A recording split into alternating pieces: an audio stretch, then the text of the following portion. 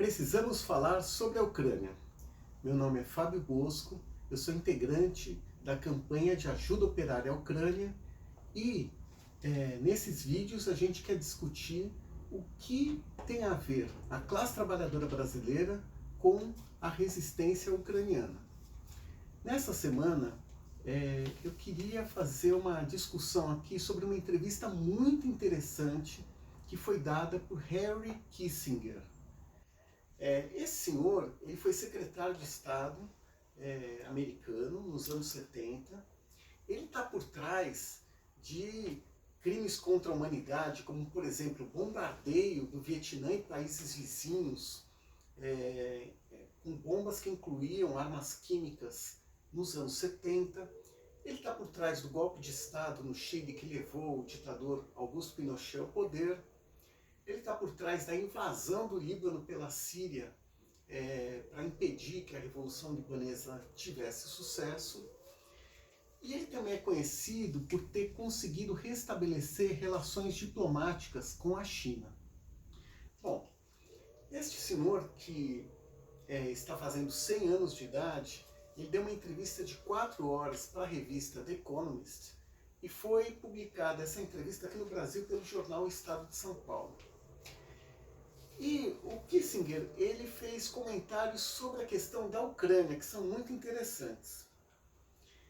Na visão dele, vou ler aqui o que ele disse.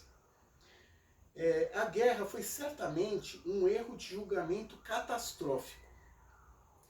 Acho que a decisão de abrir a possibilidade da adesão da OTAN para a Ucrânia foi equivocada. Ou seja, o Putin errou em invadir e o Ocidente errou em abrir a possibilidade de adesão à OTAN. Aí ele continuou comentando um terceiro erro. O que os europeus estão dizendo agora é, na minha opinião, loucamente perigoso. Eles estão dizendo, não queremos eles na OTAN, porque é arriscado.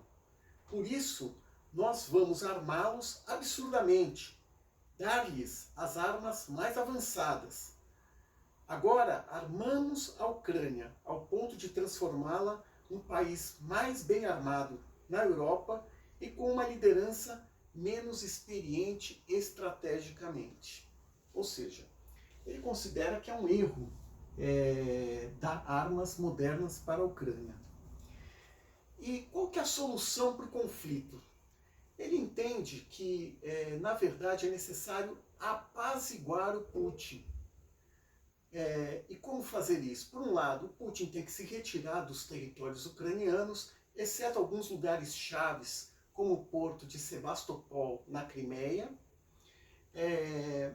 E aí a Europa faz uma política de apaziguamento para conseguir ter uma fronteira estável. E a Ucrânia adere à OTAN, e a OTAN, desta forma, vai poder conter a Ucrânia e proteger a Ucrânia. Essas são as palavras dele. E por que o Kissinger tem esta visão? Esta visão é parte de uma visão de mundo. Essa visão de mundo é uma visão de uma ordem mundial imperialista em que o que vale são meia dúzia de superpotências. Entre essas superpotências é necessário ter, digamos assim, um acordo de contenção.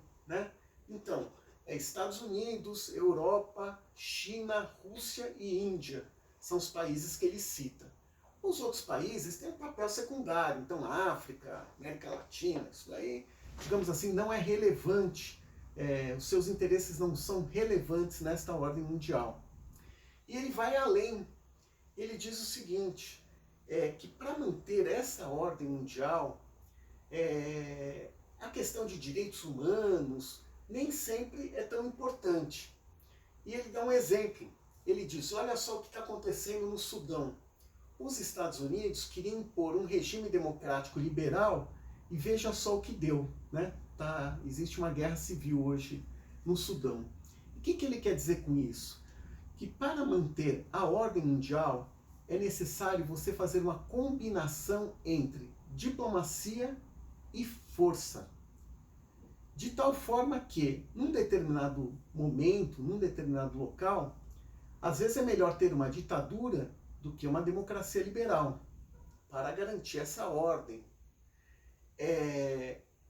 Direitos humanos, liberdades democráticas, apenas onde seja útil para garantir esta ordem.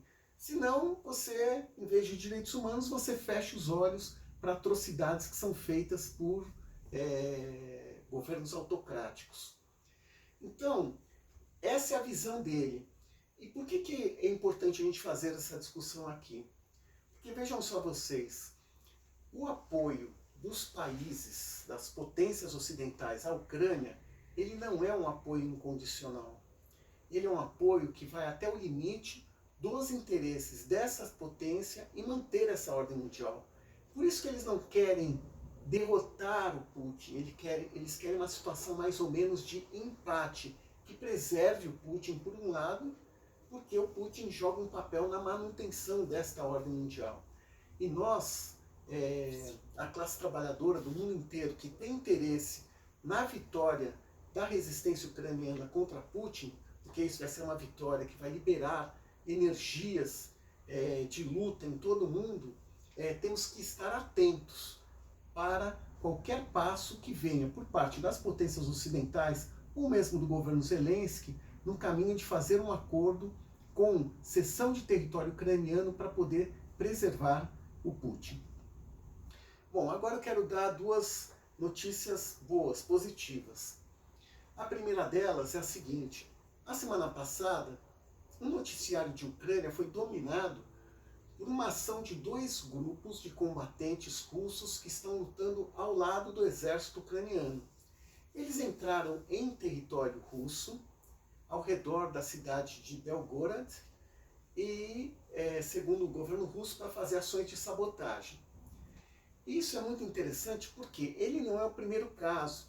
Já houve ações de partisanos dentro do território russo, em Briansk, que é outra cidade perto da fronteira com a Ucrânia, e também em Krasnodar. E essas ações são importantes não só apenas para dificultar as linhas de suprimento do exército invasor, mas também para dar uma mensagem para todo mundo que nem toda a população russa concorda com essa ação criminosa de invadir a Ucrânia que o Putin está realizando.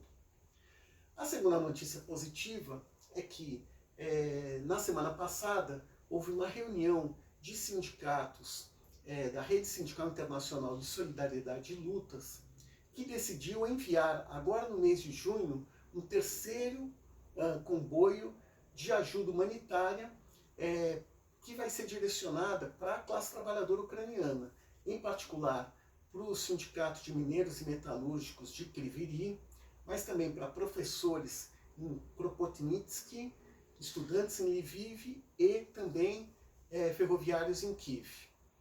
Então, essa ação é uma ação simbólica, é uma ação que é importante para mostrar para a classe trabalhadora ucraniana que existe solidariedade, que existe apoio para a luta deles de resistência em outras partes do mundo. E todos aqueles que quiserem ajudar podem entrar em contato comigo ou com a CSP Com Lutas, que é a central sindical aqui no Brasil, que está integrando esta campanha. Bom, terminamos aqui mais esta edição do Precisamos Falar sobre a Ucrânia. Até a semana que vem. Slava Ukraini, Slava Rabotny Chamu Klasu Visailo Mira. Glória à Ucrânia, glória à classe trabalhadora de todos os países.